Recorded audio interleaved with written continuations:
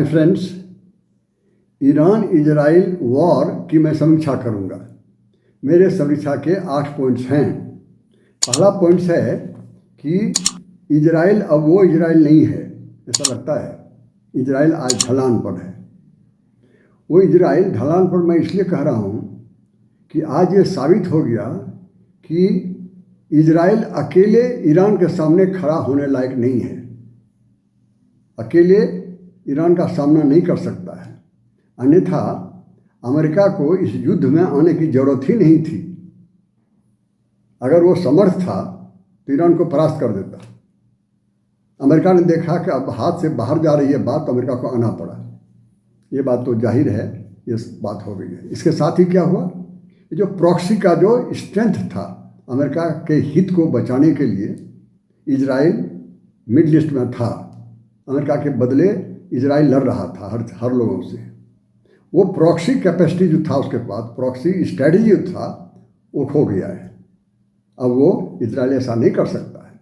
1948 में जिस इजराइल को खड़ा किया था अमेरिका ने, उसका एक जियोपॉलिटिकल उद्देश्य था कि हम मिडल ईस्ट में अपना वर्चस्व बनाए रखेंगे, इन्फ्लुएंस बनाए रखेंगे, और वो इन्फ्लुएंस बनाने का काम रहेगा इजराइल के साथ।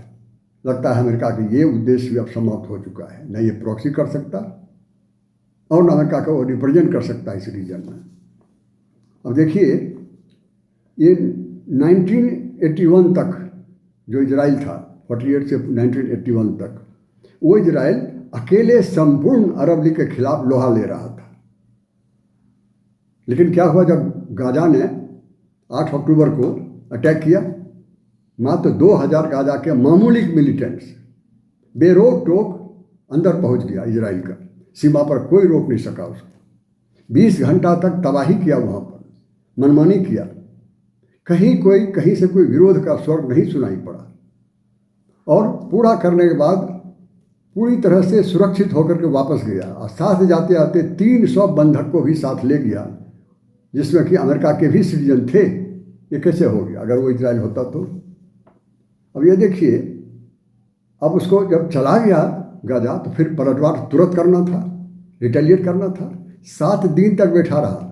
8 अक्टूबर की घटना है। 15 अक्टूबर को जब अमेरिका का जहाज आया पूरे आर्म्स के साथ, सैनिक किसानी के साथ, तब जाके इनका रिटेलिएशन शुरू होता है। जाहिर है अकेले इजराइल काफ़ी नहीं है, अमेरिका के बिना इजराइल जीरो है, ऐसा लगता है देख करके। यही साबित हुआ है इसमें से। लेकिन और मजे की बात यह है कि बंधक जो 300 लौट के ले गया था गाजा, वो अभी तक वापस नहीं आ पाया है।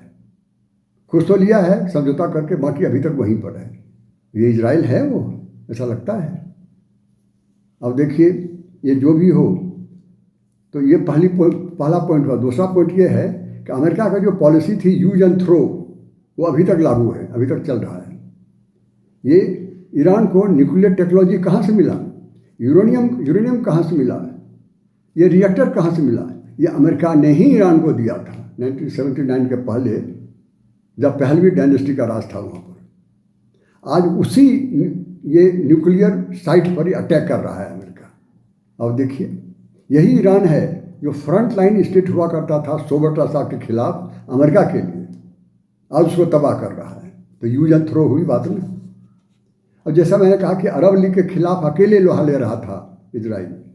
कौन देश थे इसमें? बड़े बड़े थे, सिर्फ 6 देशों। आज तो 22 देशों का ये समूह है, उसमें 6 देश प्रमुख था, सामने था। कौन कौन था? इजिप्ट था, सऊदी अरबिया था, जॉर्डन था, लेबनान, इराक, सीरिया। ये सारे देश एकजुट होकर के अकेले इजराइल के खिलाफ लड़ता रहा, और इजराइल ने सबको पानी पिला दिया बार बार।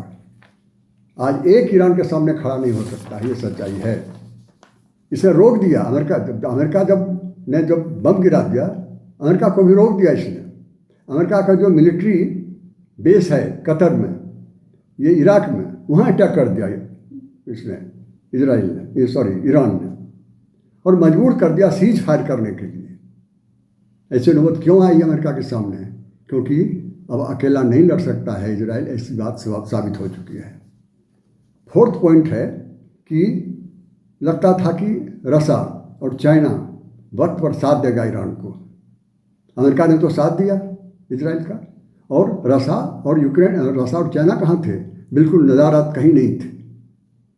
तो ये भरोसे के नहीं रहे अब रसा और चाइना की दोस्ती। रसा ने जस्टिफाई क्या बधाई ये इसके बारे में कहा, हम कैसे लड़ सकते हैं, हम कैसे शरीक हो सकते हैं? हमारे 2 मिलियन जो रशियन सिटीजन हैं वो इजराइल में रहते हैं, इजराइल के खिलाफ कैसे हम खड़े होंगे? देखिए, ये रसा का कहना है। और 5वीं बात ये है, ये सीज फायर जो अभी हुआ है, ये इस पर अलग तरह की बातें हो रही हैं।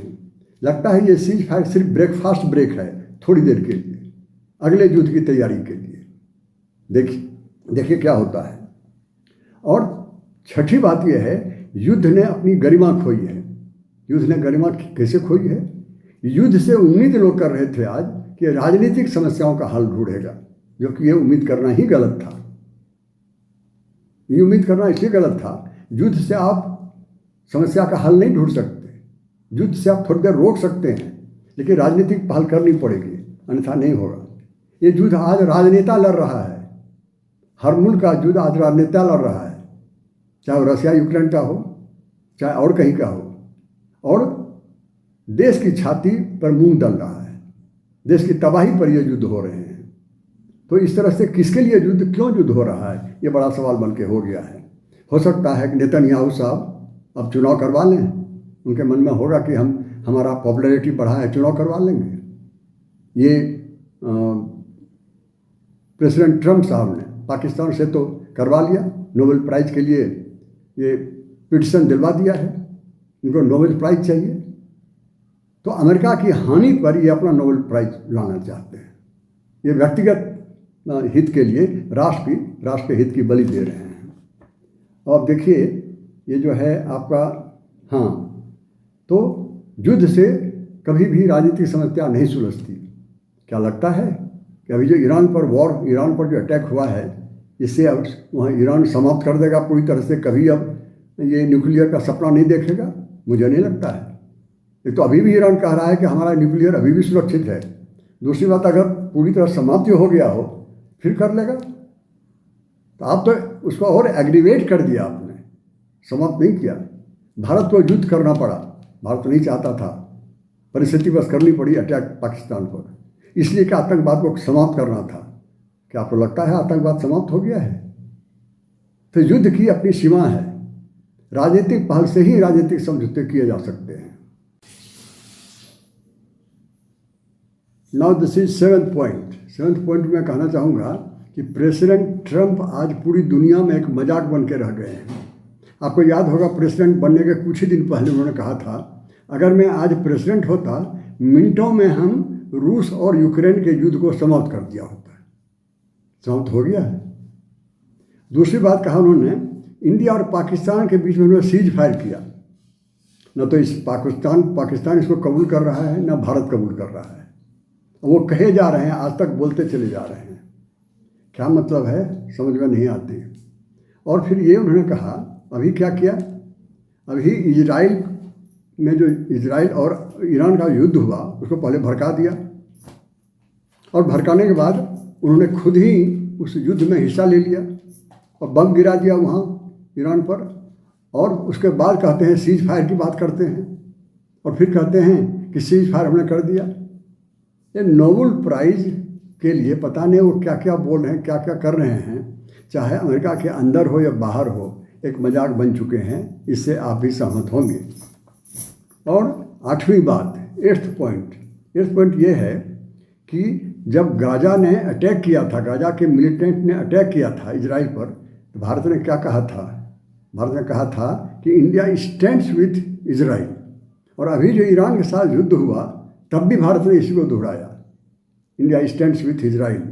तो जाहिर है इंडिया इजराइल के साथ अलाइंड हो चुका है। चूँकि अलाइंड हो चुका है एक पार्टी के साथ एक साइड में, तो अब वो इंडिया नॉन अलाइंड नहीं रहा। ये तो यही लॉजिक है। जब नॉन अलाइंड नहीं रहा तो फिर इंडिया ने क्या खोया क्या पाया? एक बात तो जाहिर है, ये इंडिया ने जो बैलेंसिंग पावर इंडिया कहलाता था वो कहीं खो गया है। इंडिया की जो पहचान थी नॉन अलाइनमेंट का, वो भी कहीं खो गया है। इंडिया जो कभी 135 मेंबर जो हुआ करता था नॉन अलाइंड मूवमेंट का, उसका नेतृत्व आज उनके हाथ से निकल चुका है, अलग थलग हो चुका है, पूरी दुनिया में अकेला खड़ा है। ये भारत की सच्चाई है आज की। और अब देखिए, एक ज़माने में दुनिया के माने हुए मध्यस्थ कहलाते थे, ये मीडिएशन करने में सबसे आगे रहते थे। यूनाइटेड नेशन की पहचान भारत की यही थी। कोरिया की वार हुई, एक साइड में अमेरिका, दूसरे साइड में चीन और रूस, और यूनाइटेड नेशन ने एक न्यूट्रल नेशंस का एक कमीशन बनाया, उसका चेयरमैन बनाया नेहरू को, भारत को। अब देखिए, अब ये जो इसका चेयरमैन बनाया है, ये न्यूट्रल नेशंस रिपेट्रिएशन कमीशन का जो चेयरमैन भारत बना, बहुत गरिमा की बात थी। ये अच्छे अच्छे बड़े देश चाहते थे, किसी को नहीं बनाया गया, इनको बनाया गया। और ये जब ये बने, इसके विषय में कहा जाता है कि India successfully built consensus and played a crucial role in signing armistice agreement 1953 despite serious challenges before India. वो गरिमा थी भारत की, वो पहचान था भारत का। फिर जब स्वेज कनाल की 1956 में फिर ये परेशानी हुई, फिर भारत सामने। फिर जब ये क्यूबन मिसाइल क्राइसिस हुआ, फिर भारत सबसे आगे। भारत की यही पहचान थी, भारत की बड़ी पूछ थी। आज लगता है ये पहचान खो गई है कहीं पर, उसको पाना जरूरी है। जो भी हो, दौलत में भारत पूरे संसार का चौथा धनवान देश है, अभी भी चौथा धनवान देश बना है। दूसरी ओर डिप्लोमेसी और फॉरेन पॉलिसी में सबसे गरीब भी है। जहाँ एक और सबसे धनवान, वहाँ सबसे गरीब भी है। डिप्लोमेसी लगता है कोलैप्स कर गया क्या, या फॉरेन पॉलिसी है ही नहीं क्या, हो क्या गया इस समझ। या तो परिस्थिति बस ऐसा हो रहा है, या कहीं न कहीं अपने से भूल होती है। आत्मनिरीक्षण की शीघ्र जरूरत है भारत को। अब देखिए, प्रेसिडेंट प्राइम मिनिस्टर ने कुछ दिन पहले नसीहत दिया था प्रेसिडेंट पुतिन को, रशिया के प्रेसिडेंट को, कहा था कि this is not an era of war, ये युद्ध का समय नहीं है। लेकिन हुआ क्या, कुछ ही दिन बाद, कुछ ही महीनों बाद उसी प्रेसिडेंट प्राइम मिनिस्टर को पाकिस्तान के साथ युद्ध में खड़ा होना पड़ा। अगर ये एरा ऑफ वॉर नहीं है तो फिर खुद ही खड़ा क्यों करना होना पड़ा? क्या भारत यूँ ही खड़ा हो गया? ये परिस्थिति ने बाध्य कर दिया। जो भी हो, तो ये अब no war, no era of war ना हो करके लगता है कि ये इरा ऑफ वॉर हो गया है। यही हो रहा है, यही होना पड़ रहा है। अब देखिए, नेहरू ने कंगाल भारत का नेतृत्व किया था। अंग्रेजों के जाने के बाद भारत तो कंगाल ही था, उसका नेतृत्व किया था। लेकिन समृद्ध भारत की नींव डाली थी उन्होंने। और हम उम्मीद करते हैं, देश उम्मीद करता है, ये प्राइम मिनिस्टर जो समृद्ध भारत का नेतृत्व कर रहे हैं उसको और समृद्ध बनाएं। इसी आशा के साथ मैं अपनी बात समाप्त करता हूँ। Thank you each and every one of you.